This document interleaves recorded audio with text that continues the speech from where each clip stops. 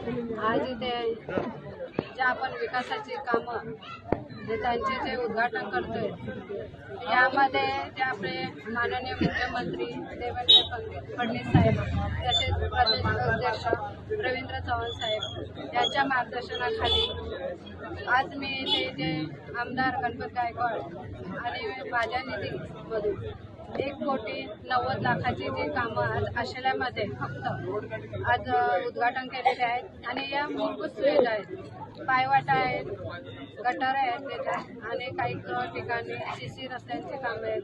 असे विविध कामांचे आम्ही आज उद्घाटन केलेले आहेत आणि हे जनतेला आम्ही जे वचन दिलेले होते त्या आज वचन आम्ही पूर्ण करत आहोत.